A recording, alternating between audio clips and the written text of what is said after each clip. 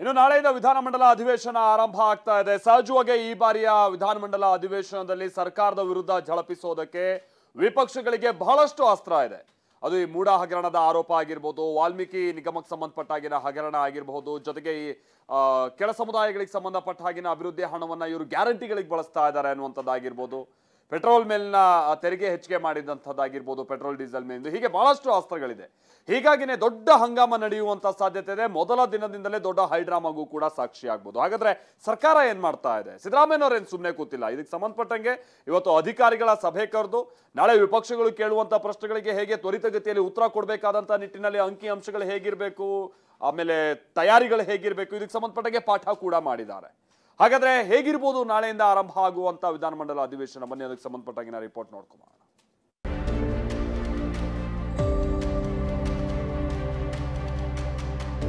ಈಗಾಗಲೇ 2 ಹಗರಣದಲ್ಲಿ ಪಾಲುದಾರ ಆಗಿದೆ. ಕಪ್ಪು ಚುಕ್ಕೆ ಬಂದಿದೆ. Whatever they want to say, let them say on the floor of the house.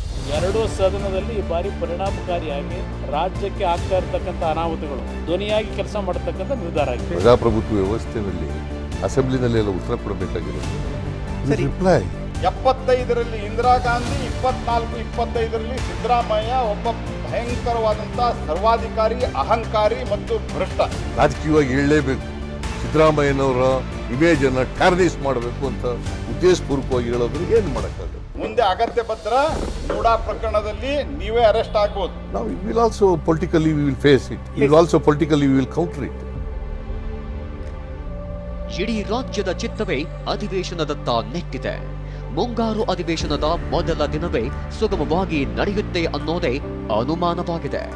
ಯಾಕಂದ್ರೆ ಸಾಲು ಸಾಲು ಹಗರಣ ಸುಳಿಯಲ್ಲಿ ಸಿಲುಕಿರೋ ಸಿಎಂ ಸಿದ್ದರಾಮಯ್ಯ ಸರ್ಕಾರದ ವಿರುದ್ಧ ಮುಗಿಬೀಳೋಕೆ ವಿಪಕ್ಷಗಳು ಶಸ್ತ್ರಸಜ್ಜಿತವಾಗಿಯೇ ರೆಡಿಯಾಗಿದ್ದಾರೆ. ಮುಡಾ ವಾಲ್ಮೀಕಿ ಅಭಿವೃದ್ಧಿ ನಿಗಮದ ಹಗರಣ 1 ವರ್ಷ ಪೂರೈಸಿ ಮುನ್ನುಗ್ಗುತ್ತಿರುವ ಸಿದ್ದರಾಮಯ್ಯ ಸರ್ಕಾರಕ್ಕೆ ಅತಿ ದೊಡ್ಡ ಕಪ್ಪು ಕಲೆಗಳು. ಅದೇ ಕಪ್ಪು ಮತಿಯನ್ನ ಸರ್ಕಾರದ ಮುಖಕ್ಕೆ ಬಳಿಯಲು ಜೆಡಿಎಸ್ ಬಿಜೆಪಿ ಪಕ್ಷಗಳಲ್ಲಿ ಭಾರೀ ಸಿದ್ಧತೆ ನಡೆಯುತ್ತಿದೆ. ನಾಳಿನ ಅಧಿವೇಶನದಲ್ಲಿ ದೊಡ್ಡ ಹಂಗಾಮವೇ ಸೃಷ್ಟಿಸುವ ಲಕ್ಷಣವೂ ಕಾಣುತ್ತಿದೆ. 2 ಸದನದಲ್ಲಿ ಈ ಬಾರಿ ಪರಿಣಾಮಕಾರಿಯಾಗಿ ರಾಜ್ಯಕ್ಕೆ ಆಗ್ತಾ ಇರತಕ್ಕಂಥ ಅನಾಹುತಗಳು ಧ್ವನಿಯಾಗಿ ಕೆಲಸ ಮಾಡತಕ್ಕಂಥ ನಿರ್ಧಾರ ಆಗಿದೆ. ನಾಳೆಯಿಂದ ಮುಂಗಾರು ಅಧಿವೇಶನ ನಡೆಯಲಿದೆ. ಆದರೆ ಈ ಬಾರಿ ಅಧಿವೇಶನ ಸುಗಮವಾಗಿ ನಡೆಯುವುದೇ ಅನುಮಾನ. ಅದಕ್ಕೆ ಕಾರಣ ವಿಪಕ್ಷಗಳ ಕೈಗೆ ಸಿಕ್ಕಿರುವ 2 ಅಸ್ತ್ರ. ಬಿಜೆಪಿ ಮತ್ತು ಜೆಡಿಎಸ್ ಇವೆರಡೂ ಅಸ್ತ್ರಗಳಿಂದ ಸರ್ಕಾರವನ್ನ ಹಣಿಯುವ ರಣೋತ್ಸಾಹದಲ್ಲಿವೆ. ಇದಕ್ಕಾಗಿ ಅಧಿವೇಶನಕ್ಕೂ ಮುನ್ನ ಸಮನ್ವಯ ಸಭೆಯನ್ನು ನಡೆಸಿ ಬಿಜೆಪಿ ಮತ್ತು ಜೆಡಿಎಸ್ ತಾಲೀಮು ನಡೆಸಿವೆ. ಇನ್ನು ಈ ಬಾರಿ ವಿಧಾನಸೌಧದ ಕೆಂಗಲ್ ಗೇಟ್ಗೆ ಹೊಸ ಮೆರುಗು ನೀಡಲಾಗಿದೆ. ರಾಜ್ಯದ ಶಕ್ತಿ ಕೇಂದ್ರ ವಿಧಾನಸೌಧ ಒಂದು ಐತಿಹಾಸಿಕ ಕಟ್ಟಡವೂ ಹೌದು, ಕಲಾತ್ಮಕವಾಗಿ ರಾಜ್ಯದ ಗಮನ ಸೆಳೆಯುವಂತಹ ಕಟ್ಟಡವೂ ಕೂಡ ಹೌದು. ಇದೀಗ ವಿಧಾನಸೌಧಕ್ಕೆ ಹೊಸ ಮೆರುಗನ್ನು ಕೊಡೋದಕ್ಕೆ ಸ್ಪೀಕರ್ ಯುಟಿ ಖಾದರ್ ಅವರು ಮುಂದಾಗಿದ್ದಾರೆ. ವಿಧಾನಸೌಧದ ಕೆಂಗಲ್ ಗೇಟ್ಗೆ ಇದೀಗ ಹೊಸದಾದಂತಹ ರೂಪವನ್ನು ನೀಡಲಾಗ್ತಾ ಇದೆ. ವಿಧಾನಸೌಧದ ಕೆಂಗಲ್ ಗೇಟ್ನಲ್ಲಿಯೇ ಪ್ರತಿದಿನವೂ ಕೂಡ ಶಾಸಕರು ಮತ್ತು ಜನಪ್ರತಿನಿಧಿಗಳು ಪ್ರವೇಶವನ್ನು ಮಾಡ್ತಾರೆ. ಈ ಒಂದು ಪ್ರವೇಶ ಮಾಡುವಂತಹ ದ್ವಾರಕ್ಕೆ ರೆಡ್ ಕಾರ್ಪೆಟ್ ಅನ್ನು ಹಾಕಲಾಗಿದೆ. ವಿಧಾನಸಭೆಯ ಅಧಿವೇಶನಕ್ಕೆ ಹೊಸ ಲುಕ್ ಅನ್ನು ನೀಡಬೇಕು ಅನ್ನುವಂಥ ಕಾರಣಕ್ಕೋಸ್ಕರ ಇದೀಗ ಶಾಸಕರು ಪ್ರವೇಶ ಮಾಡುವಂತಹ ದ್ವಾರಕ್ಕೆ ಮರದ ಕೆತ್ತನೆಗಳು ಉಳ್ಳಂತಹ ಒಂದು ಹೊಸ ಶಿಲ್ಪಾಕೃತಿಯ ರೀತಿಯ ಒಂದು ಕೆತ್ತನೆಯನ್ನು ಅಳವಡಿಸಲಾಗಿದೆ.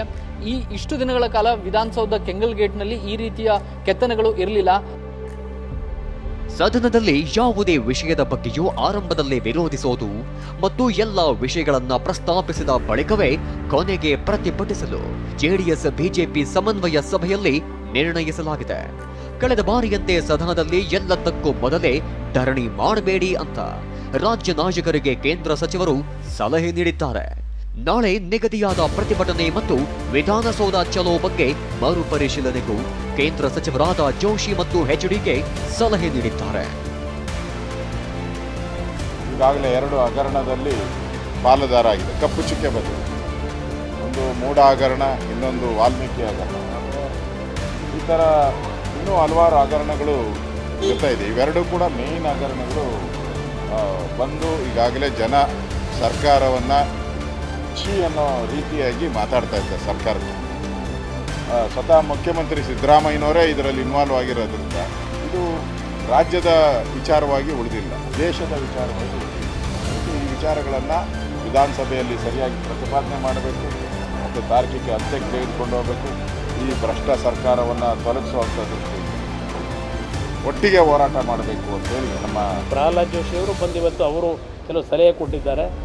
ಎರಡೂ ಸದನದಲ್ಲಿ ಈ ಬಾರಿ ಪರಿಣಾಮಕಾರಿಯಾಗಿ ರಾಜ್ಯಕ್ಕೆ ಆಗ್ತಾ ಇರತಕ್ಕಂಥ ಅನಾಹುತಗಳು, ರಾಜ್ಯ ಇವತ್ತು ಕನಿಷ್ಠ 10 ವರ್ಷಗಳ ಅಭಿವೃದ್ಧಿಯಿಂದ ಹಿಂದೆ ಸರಿಯತಕ್ಕಂಥ ಒಂದು ವಾತಾವರಣ ನಿರ್ಮಾಣ ಮಾಡಿದ್ದಾರೆ. ಅದು ಎಲ್ಲದರ ಬಗ್ಗೆ ಒಂದು ಧ್ವನಿಯಾಗಿ ಕೆಲಸ ಮಾಡತಕ್ಕಂಥ ನಿರ್ಧಾರ ಆಗಿದೆ. 75ರಲ್ಲಿ ಇಂದಿರಾ ಗಾಂಧಿ, 24-25ರಲ್ಲಿ ಸಿದ್ದರಾಮಯ್ಯ ಒಬ್ಬ ಭಯಂಕರವಾದಂಥ ಸರ್ವಾಧಿಕಾರಿ, ಅಹಂಕಾರಿ ಮತ್ತು ಭ್ರಷ್ಟ. ಕಾಂಗ್ರೆಸ್ ಪಾರ್ಟಿಯ ಹೈಕಮಾಂಡ್ಗೆ ಏನಾದರೂ ಕಮಾಂಡ್ ಅನ್ನೋದಿದ್ರೆ ಸಿದ್ದರಾಮಯ್ಯನವ್ರನ್ನ ತಕ್ಷಣ ಇಳಿಸ್ಬೇಕು. ಅರೆಸ್ಟ್ ಮಾಡೋದು ನಮ್ಮ ವಿರೋಧ ಪಕ್ಷದ ನಾಯಕರನ್ನೆಲ್ಲ, ನಿಮ್ಮ ಹಗರಣ ಮಾಡಿದಂಥವ್ರನ್ನ ಅರೆಸ್ಟ್ ಮಾಡಿರಿ, ನೀವು ರಾಜೀನಾಮೆ ಕೊಡ್ರಿ, ನೀವು ಎನ್ಕ್ವೈರಿಗೆ ಹಾಜರಾಗಿರಿ. ಮುಂದೆ ಅಗತ್ಯ ಭದ್ರ ಮೂಡಾ ಪ್ರಕರಣದಲ್ಲಿ ನೀವೇ ಅರೆಸ್ಟ್ ಆಗ್ಬೋದು. ನೀವು ನಮ್ಮನ್ನೇ ಅರೆಸ್ಟ್ ಮಾಡಿ ಹೆದರಿಸ್ತೀರಿ ಸಿದ್ದರಾಮಯ್ಯನವರೇ. ಗ್ಯಾರಂಟಿ ಯೋಜನೆಗಳಿಗಾಗಿ ಸರ್ಕಾರ ಎಸ್ಸಿಪಿ, ಟಿಎಸ್ಪಿ ಅನುದಾನವನ್ನ ಬಳಸಿದೆ ಎಂಬ ಆರೋಪವನ್ನ ಬಿಜೆಪಿ ಮಾಡ್ತಿದೆ. ಇದು ಕೂಡ ಮುಂಗಾರು ಅಧಿವೇಶನದಲ್ಲಿ ಪ್ರತಿಧ್ವನಿಸಲಿದೆ. ಆದರೆ ವಿಪಕ್ಷಗಳನ್ನ ಸಮರ್ಥವಾಗಿ ಎದುರಿಸ್ತೇವೆ, ಸದನದಲ್ಲೇ ಎಲ್ಲ ಆರೋಪಗಳಿಗೆ ಉತ್ತರಿಸ್ತೇವೆ ಅಂತ TV9ಗೆ ನೀಡಿದ ಎಕ್ಸ್ಕ್ಲೂಸಿವ್ ಇಂಟರ್ವ್ಯೂನಲ್ಲಿ ಸಿಎಂ ಸಿದ್ದರಾಮಯ್ಯ ಹೇಳಿದ್ದಾರೆ. ಹೇಳಲೇಬೇಕು ಅಂತ ಹೇಳೋರಿಗೆ ನಾವೇನ್ ಮಾಡಕ್ಕಾಗಲ್ಲ. ರಾಜಕೀಯವಾಗಿ ಹೇಳಲೇಬೇಕು. ಸಿದ್ದರಾಮಯ್ಯನವರ ಇಮೇಜ್ ಅನ್ನ ಟಾರ್ನಿಶ್ ಮಾಡಬೇಕು ಅಂತ ಉದ್ದೇಶಪೂರ್ವಕವಾಗಿ ಹೇಳೋದ್ರು ಏನು ಮಾಡಕ್ಕಾಗಲ್ಲ. ಏನ್ ಹಂಗಂದ್ರೆ ಸ್ಥಿತಿಗತಿಗಳಿಂದ ಕೈ ಮೀರಿ ಹೋಗ್ತಾ ಇಲ್ಲ. ಬಿಜೆಪಿ ಅವರು ಇದಾರಲ್ಲ, ಸ್ಥಿತಿಗತಿಗಳು ಕೈ ಮೀರಿ ಹೋಗಿಲ್ಲ. ನಾವು ಇಲ್ಲಿ ಆನ್ಸರ್ ಅಸೆಂಬ್ಲಿ ಕರೆದಿದ್ದೀವಿ, ಪ್ರಜಾಪ್ರಭುತ್ವ ವ್ಯವಸ್ಥೆಯಲ್ಲಿ ಅಸೆಂಬ್ಲಿನಲ್ಲಿ ಎಲ್ಲ ಉತ್ತರ ಕೊಡಬೇಕಾಗಿದೆ. We are answerable to the people of Karnataka, we are answerable to the legislators. We reply whatever they want to say, let them say on the floor of the house. ಅದು ಬಿಟ್ಟು ಸುಮ್ಮನೆ ಪ್ರತಿಭಟನೆ ಮಾಡ್ತೀವಿ, ಅದನ್ನು ಮಾಡ್ತೀವಿ, ಇದನ್ನು ಮಾಡ್ತೀವಿ, ರಾಜೀನಾಮೆ ಕೊಡಬೇಕು ಅಂತಂದ್ರೆ ನಾವು will also politically we will face it, will also politically we will counter it. ಇದರ ಮಧ್ಯೆ ಜೆಡಿಎಸ್ಗೆ ನೂತನ ಶಾಸಕಾಂಗ ಪಕ್ಷದ ನಾಯಕನ ಆಯ್ಕೆಯೇ ತಲೆನೋವಾಗಿದೆ. ಪರಿಷತ್ನಲ್ಲಿ ವಿಪಕ್ಷ ನಾಯಕ ಸ್ಥಾನ ಇನ್ನೂ ನೇಮಕವಾಗಿಲ್ಲ. ಶಾಸಕಾಂಗ ನಾಯಕನ ಹುದ್ದೆಗೆ 2 ನಾಯಕರ ನಡುವೆ ಪೈಪೋಟಿ ನಡೆಯುತ್ತಿದೆ. ಜಿಟಿ ದೇವೇಗೌಡ, ಶಾಸಕ ಸುರೇಶ್ ಬಾಬು ನಡುವೆ ತೀವ್ರ ಪೈಪೋಟಿ ಆಗ್ತಿದೆ. ಆದರೆ ಯಾರಾಗ್ತಾರೆ ಅನ್ನೋದೇ ಇದೀಗ ಕುತೂಹಲಕ್ಕೆ ಕಾರಣವಾಗಿದೆ. ಕಿರಣ್ ಹನಿಯಡ್ಕ, TV9 ಬೆಂಗಳೂರು.